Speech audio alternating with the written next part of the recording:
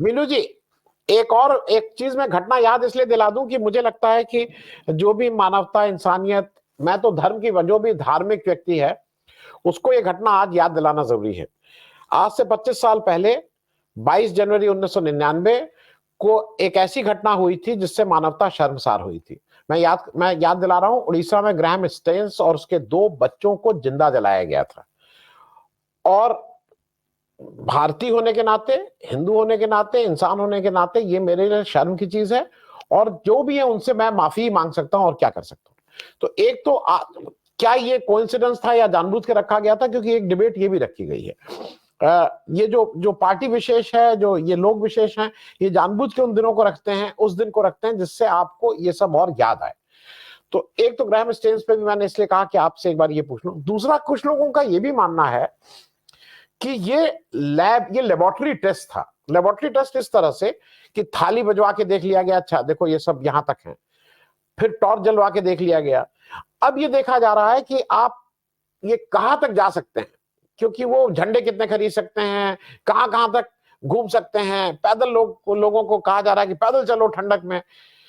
तो आपको क्या इन दोनों चीजों के साथ एक एक्सपेरिमेंट राहुल गांधी भी कर रहे हैं। एक्सपेरिमेंट मैं इसलिए बोलूंगा कि उनका एक्सपेरिमेंट तो भाई पहला भारत जोड़ो यात्रा 1 तो बहुत सक्सेसफुल थी वो एक्सपेरिमेंट। ये दोनों जो जो एक्सपेरिमेंट हो रहे हैं, इन दोनों पे आपका शब्द, और एक ग्राहम स्टेन्स पे भी अगर एक एक लाइन बोल देंगे तो शायद हम लोगों का जो जो हम लोगों को करना चाहिए वो भी पूरा हो जाएगा। अनम्यूट कर लीजिएगा मीनू जी, अनम्यूट अनम्यूट। जी आनंद वर्धन जी, आपने ग्रैहम स्टेन्स और उनके बच्चों के साथ जो जिस प्रकार से उन्हें जीप में जिंदा जला दिया गया था, एक ईसाई मिशनरी थे वो, तो उनको उड़ीसा में हुई थी शायद ये घटना, कंधमाल जी में। जी जी तो जी। देखिए, वो मेरे ख्याल लगभग 30 साल हो गए हैं उस घटना को हुए हुए। 25 एग्जैक्ट 25 साल, आज 25वीं जयंती है उसकी। हाँ हाँ हाँ। तो जी 25। लेकिन आप देखेंगे कि जो ईसाइयों के ऊपर जो हमले की बात है वो आज भी जारी है। मणिपुर में जो हो रहा है वो इसी की वही कंटिन्यूटी में चली आ रही है चीज, वो चीज रुकी नहीं है। उसमें पहले तो खाली मुसलमानों के ऊपर निशाना साधा हुआ था फोकस करके, लेकिन अभी वो फोकस बाइफरकेट हो गया है। अब वो दो दो कम्युनिटीज अब सीधे निशाने पर है। अब जो कुकी समुदाय है वो मोस्ट ऑफ देम उसमें ज्यादा करके वो ही हैं, ईसाई ही हैं। तो वहां पे भी चर्चेस जला दिए गए हैं, वहां पे भी मौतें हुई हैं। वो जो महिलाएं जिनको नग्न करके परेड कराई गई और सामूहिक बलात्कार हुआ, वो भी कुकी समुदाय की ईसाई महिलाएं थी। तो ये चीज अभी रुकी नहीं है। आप इसको ये आप पोप से जाके मिल लें और उनसे बाइबल ले लें, या फिर इस बार के क्रिसमस पे अप्रत्याशित रूप से देश के प्रधानमंत्री उनको जो धर्मगुरु हैं ईसाई धर्म के, और ईसाई जो पर्सनैलिटीज है, सेलिब्रिटीज हैं, उनको बुला के और उनके बारे में बात करें, उनकी बातों को सुने और प्रवचन सुने और उनकी प्रशंसा करें, तो वो एक बड़ी अटपटा लगता है। क्योंकि जो ग्राहम स्टेन्स की घटना है, या फिर जो मणिपुर में हुआ ईसाइयों के साथ, या उसके अलावा भी चर्चेस में तोड़फोड़ की और जलाने की, मारने पीटने की घटनाएं होती रहती है, उस पर कभी प्रधानमंत्री का कभी भी एक कोई वाक्य नहीं आता है। ऐसे में प्रधानमंत्री क्रिसमस के समय अगर वहां ईसाई समुदाय के धर्म गुरुओं को और ईसाई समुदाय के लोगों को बुला के वहां बैठ के और उनके साथ धर्म चर्चा करें, तो बड़ा अटपटा लगता है और लगता है कि कुछ और है शायद इसके पीछे छुपी हुई मंशा। और जो मंशा है वो आप केवल ये जो लिप सर्विस करके या मीठी मीठी बातें करके किसी भी एक समुदाय को आप उस चीज को आप अपने जो मुख्य जो आपका एजेंडा है वो जनता से छिपा नहीं है। देखिए, और प्रबुद्ध किस्म की जो जनता है, जो आपके दर्शक भी इसमें शामिल हैं, तो उनसे छिपा नहीं है कि एक्चुअली आप अंदर क्या चल रहा है। तो ऐसा नहीं है कि ग्राहम स्टेन्स का जो घटना थी वो एक इकलौती घटना हुई थी देश में, और उसके लिए अब सब कुछ साफ है, सब कुछ गुडी गुडी है, बहुत अच्छा चल रहा है, सब समुदायों का बराबर सम्मान है और सभी धर्मों का सम्मान है। वो ऐसा कुछ नहीं है। और आज की घटना ने ये बता दिया है कि देश उसमें एक चैनल ने तो लगा भी दिया कि राम राज्य अराइव्ड, मतलब आज राम राज्य की स्थापना इस देश में हो चुकी है। और वो आपने देखा भी है, उसमें आपने दो एक चेंजेस जो मैंने देखे हैं, वो एक तो ये है कि जय श्री राम, जो आप जैसे जो बुद्धिजीवी जो पत्रकार है उन्होंने चर्चा कर करके कि ये राजनीतिक नारा है आपका, आपने तो हे श्री राम टू जय श्री राम बुक भी लिखी है।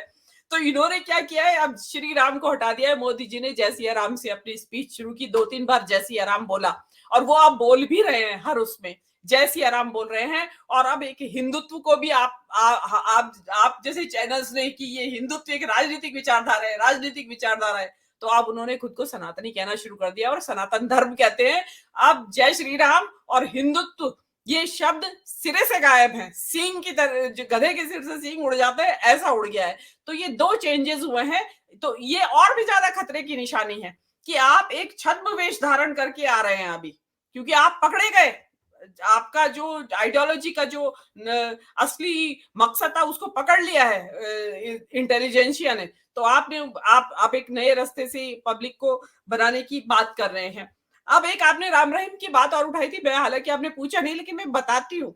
आप ये ने कहा कि राम रहीम को 50 दिन की बेल दी गई है। अब ये मान के चलिए कि जिन 50 दिन राम रहीम बाहर है जेल से, इन्हीं 50 दिन के अंदर चुनाव होके खत्म हो जाएंगे, क्योंकि राम रहीम चुनावों को प्रभावित अपनी जो फॉलोअरशिप है उसके मतदाताओं को प्रभावित करने के लिए बाहर छोड़े जाते हैं।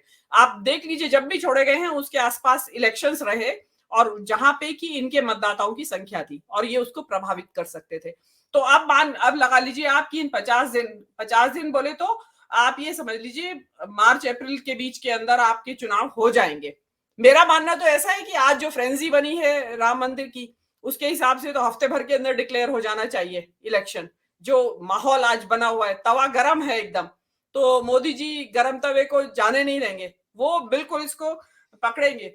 और जो एक रही आपने थाली ताली की बात, तो मेरी बात उसी से प्रूव होती है, राम रहीम से जोड़ लीजिए उसको। और जिस तरीके का माहौल बनाया गया, एक आपने देखा होगा मोदी जी ने स्पीच में एक दैवी सी बात कही है कि दैवी अनुभव हुआ मुझे और मेरे शरीर में अभी भी कंपन है, स्पंदन है। तो मुझे लग रहा है कि कहीं ऐसा तो नहीं कि कहीं जो ये डिवाइन थियोरी ऑफ किंगशिप है उसको लागू करने की कोशिश हो कि वे राजा है और उनके अंदर देवता का, ईश्वर का अंश है। तो ये ईश्वरीय, और जो उनके जो आसपास के लोग हैं उन्होंने उनको विष्णु का अवतार घोषित कर भी रखा है, तो देवताओं के देवता बता भी रखा है। तो हो सकता है कि मोदी जी ने आज जो कहा है वो उस चीज को और पुख्ता करे और इस चीज का जोर शोर से प्रचार किया जाए, और इसी बीच इलेक्शन भी आपके चालू हो जाएंगे।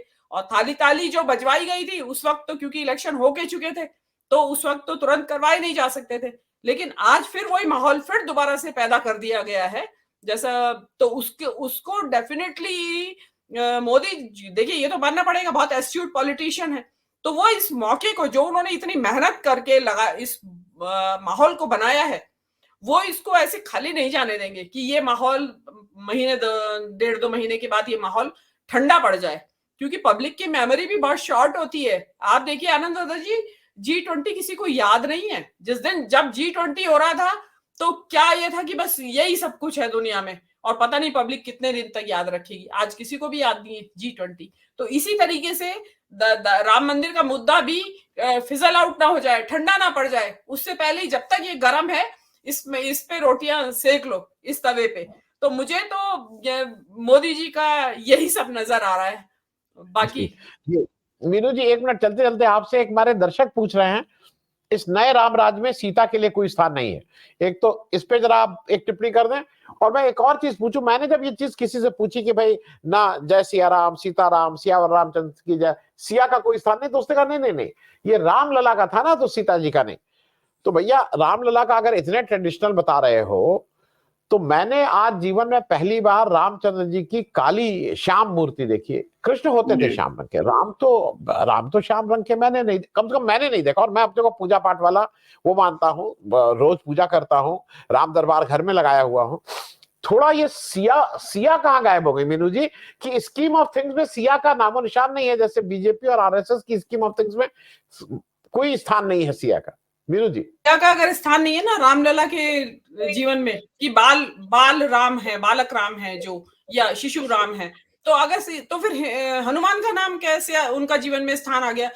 प्रधानमंत्री जी इन्वोक कर रहे थे हनुमान को कि जहां राम है वहां हनुमान है। भाई जहां राम है वहां लक्ष्मण भी है और सीता भी है, और सीता तो पहले है, लक्ष्मण तो फिर भी बाद में, मतलब ना भी हो तो भी चलता है। लेकिन सियाराम तो एक इस देश की इनफैक्ट जो संस्कृति है, आप ये देखिए कि किस तरीके से संस्कृति में रचा बसा है सियाराम, जो उस शब्द का उच्चारण है कि एक आम आदमी की बोलचाल की भाषा में एक दूसरे का संबोधन करने का, एक दूसरे का अभिवादन करने का उसको इस्तेमाल किया जाता है कि सियाराम से। और देखिए असल में तो प्रॉब्लम क्या है कि असल में तो जो देश का जो इस टाइम राजा है उसके अपने ही जीवन में सिया नहीं है, जो है सिया उसको उन्होंने देश निकाला दे रखा है, जंगल में भेजा हुआ है।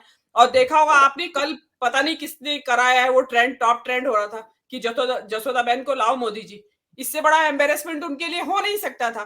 तो उन्होंने, और देखिए ये तो शंकराचार्यों का भला हो जो उन्होंने इस मुद्दे को उठाया कि भाई आप पत्नी के बगैर नहीं कर सकते। अगर आप इतने हिंदूवादी है ना, तो पूरा हिंदुत्व का पालन, हिंदू धर्म सनातन की जो परंपराएं हैं, धार्मिक परंपराएं या मंदिर के शिल्प से लेके मूर्ति कला से लेके और जो भी मंदिर की प्राण प्रतिष्ठा से संबंधित जो कर्मकांड है उसका पूरा फॉलो किया जाना चाहिए था। आप बगैर शिखर का मंदिर पूज रहे हैं, जो उसको दोहराने से क्या फायदा। आपने पत्नी के बिना वहां कर रहे हैं, आपने रामलला की जो मूर्ति थी ओरिजिनल उसको बाद में दबाव में आने के बाद वो छोटी सी मूर्ति उनके चरणों में रख दी गई है। और दूसरी एक सबसे इंपॉर्टेंट बात जो आपने देखी होगी, वहां पे साउथ इंडिया का प्रभाव दिखाने की कोशिश की गई है। आप उस मूर्ति को, जो सुसज्जित मूर्ति है इस वक्त वेशभूषा और आभूषण से, वो एट अ ग्लांस तिरुपति की मूर्ति दिखती है। तो और उसमें जेवरात वगैरह सारे वैसे ही पहने गए हैं। ये महज साउथ को मैसेज दिया गया है, वहां राजनीति हो रही है रामलला के जरिए सीधी, कि देखिए आपके जैसी हमारा मूर्ति शिल्प है, मूर्ति का आपके जैसी तिरुपति जैसी है, और आप आइए दर्शन कीजिए। ये एक जोड़, और ये किसी दिन अपने उसमें कह भी देंगे। तो ये चीज, और सिया तो जीवन में है ही नहीं। जो देश की जो सियाएं हैं, जो सीताएं हैं, महिलाएं हैं, उनके प्रति देख लीजिए आप कि क्या भाव है। कहने की आप बता दीजिए सिया कहाँ है। वहां तीन व्यक्ति ऐसे थे उस अंदर, उस गर्भगृह में उस टाइम, जिनके पास सिया नहीं है। योगी जी के पास भी सिया नहीं है, भागवत के पास भी नहीं है, और मोदी जी के पास भी नहीं है। तो वहां सिया विहीन थे वो तीन लोग, जो कि प्रमुख भागवत एक सवाल और है कि भागवत किस हैसियत से थे वहां? मोदी के पास सिया हैं, मैं इसको नहीं, भागवत वहां किस हैसियत से थे? आनंद जी, वहां भागवत किस हैसियत से थे, ये एक सवाल बड़ा ये है, वो किस हैसियत से वहां पर? जी हाँ, जो देश की सीताओं के साथ जो हो रहा है और जो होता है उसमें मोदी जी की जबान नहीं खुलती। आप मणिपुर का सबसे ज्वलंत नया लेटेस्ट मुद्दा है, बता दीजिए उनको। उन्होंने अगर इतना उनका महिला सम्मान और महिला अस्मिता के प्रति अगर उनके मन में कोई जगह होती तो वो तुरंत वहां जाते, उनसे बात करते और घाव पे मरहम लगाते। कोई भी घटनाक्रम होता है महिलाओं को लेके वो चुप लगा जाते हैं। किसी को कांग्रेस की विधवा कहते हैं, किसी को 50 करोड़ की गर्लफ्रेंड कहते हैं सीताओं को, वो यहाँ की जो है, किसी को कहते हैं कि ये इसकी हंसी सूर्पणखा जैसी है, तो वो, और किसी को दीदी ओ दीदी, मुख्यमंत्री, महिला मुख्यमंत्री को आवाज लगाते हैं शोहदों की तरह, दीदी ओ दीदी चुनावी रैली में। तो ये सीता कहिए, सीता मतलब इस देश की महिला समाज का रिप्रेजेंटेटिव कहूंगी मैं, उनके प्रति इनकी ये भावना है। तो वो राम की सीता के प्रति भी उनका कोई अगर सम्मान का भाव नहीं है तो उसमें तो कुछ कहा ही नहीं जा सकता है। तो ये तो बेकार की बात है कि राम के साथ सीता तो जरूरी नहीं है, हनुमान जरूरी है। नहीं करेंगे, चोरी पढ़ा रहे हैं लोगों को।